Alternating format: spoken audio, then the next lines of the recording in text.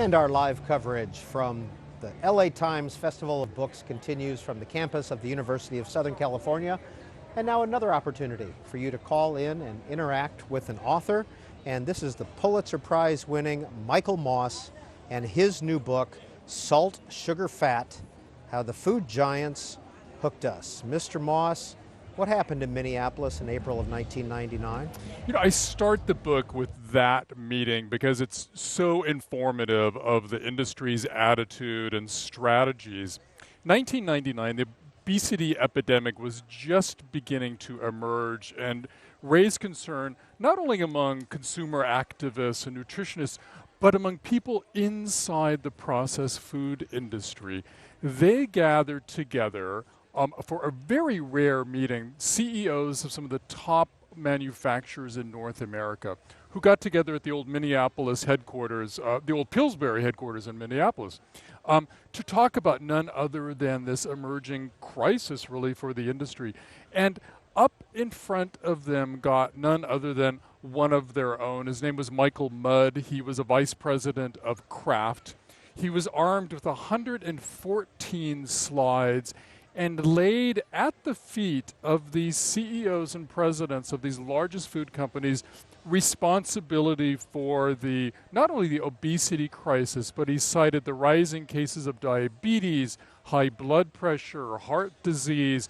He even linked their foods with several cancers. And he pleaded with them to collectively start doing something on behalf of consumers. Because Michael Mudd knew that the competition inside the food industry, and it's funny because you walk into the grocery store and it seems so tranquil, with soft music playing, doing everything they can to encourage you to shop and buy. But behind the scenes, the food industry is intensely competitive. And he understood that the only way to sort of move the industry, budge them toward a healthier profile of their products would be to get them collectively to do something. From his vantage point, the meeting was an utter failure. The CEOs reacted defensively. They said, look, we're already offering people choices. We have low-fat this, low-sugar fat that.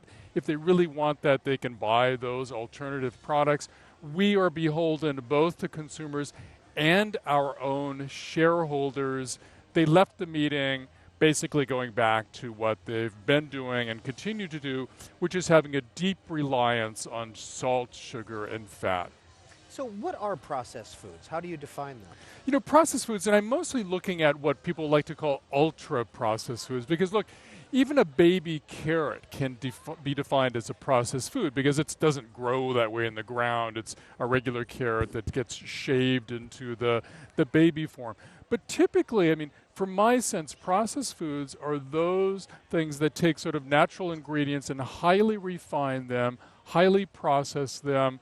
And the formulas, too, of the products that I'm writing about in the book are incredibly dependent on salt, sugar, fat. And it's not a mystery. You can pick up the label and you can see, thanks to some government regulation that we have and labeling requirements, you can see the amounts of salt, sugar, fat in these items. And it's rather extraordinary across the board of the grocery store just how reliant the industry is on these three ingredients, not just for flavor, but for convenience because they can act as preservatives, and also for low cost because they can help the industry avoid using more costly ingredients like fresh herbs and spices.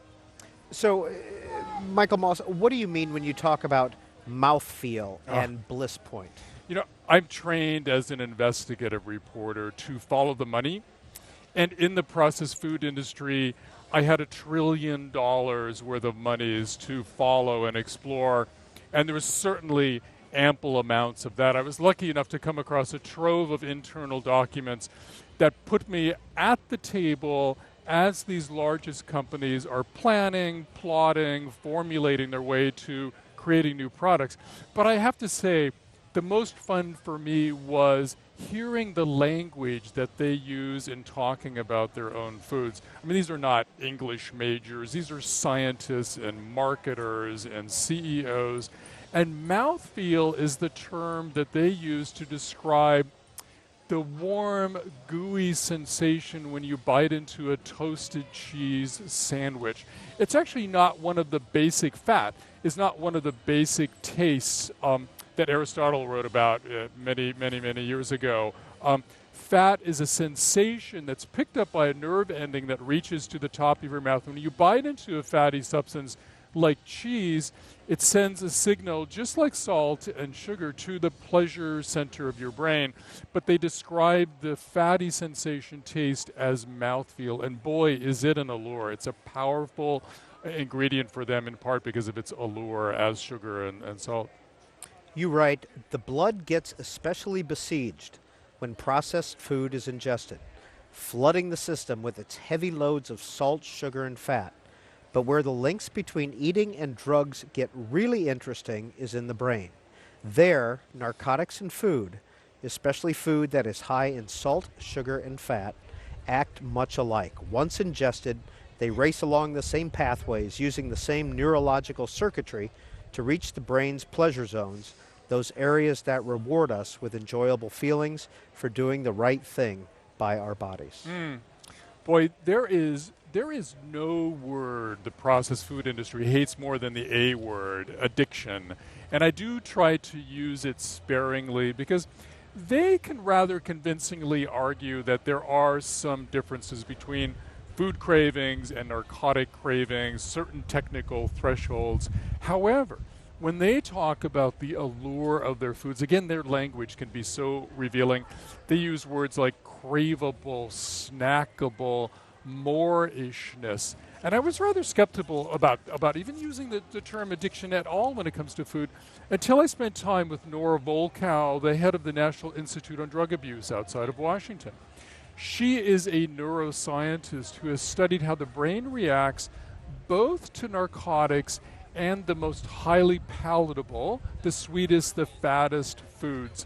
And she's found that for many of us, the fattest, sweetest foods will create compulsive patterns of compulsive intake, much along the lines of some narcotics. And she even goes further to empathize with people who have food cravings and can't control them, because it's harder to deal with those than narcotics, because you just can't go cold turkey on food. We are bombarded, every waking moment of our lives with advertising, marketing, people eating food and drinking as they're walking down the street. So it's really, really difficult for many of us to deal with food cravings. In your book, for obvious reasons, the word addiction is a particularly touchy subject among food manufacturers. They prefer saying a product is craveable, likable, snackable, or almost anything other than saying it is addictive. For them, the term addiction conjures images of strung-out junkies who hold up 7-Elevens at gunpoint for the money they need for another fix. Addiction also raises barbed legal issues that industry is loath to engage. You talk about the fact that perhaps the food industry is scared of a tobacco-like settlement when it comes to processed foods? I think increasingly today they're even more scared. I'm told by people inside the industry and people that in Washington as well who've been looking at the looming possibility of the attorneys who went after big tobacco going after big food. And look, there are some differences between the two, as there are with narcotics. But I think especially the soda industry is really worried about litigation, and the food industry is worried about what might happen to the soda industry in that same litigation. Because look, I mean, there's a number associated with obesity, and it's $300 billion. That's the estimate for how much obesity is costing us in North America every year from added medical expenses and lost productivity. And the last time I heard a number like that was in the 90s when the state's attorneys general sued Big Tobacco over the medical expenses they were incurring over treating people who were sickened by tobacco. And that was a much smaller number back then. So I think the industry is rightly concerned about litigation, perhaps even along those same lines. We're going to put the numbers up on the screen if you'd like to participate in a conversation with Michael Moss of the New York Times. Salt, Sugar, Fat is the name of his most recent book. 202 is the area code. 585-3885 if you live in the East and Central time zones. 585-3886 for those of you in the Mountain and Pacific time zones. If you can't get through on the phone lines, you can send us a tweet, twitter.com/booktv. is our Twitter address, and you can make a comment as well on Facebook.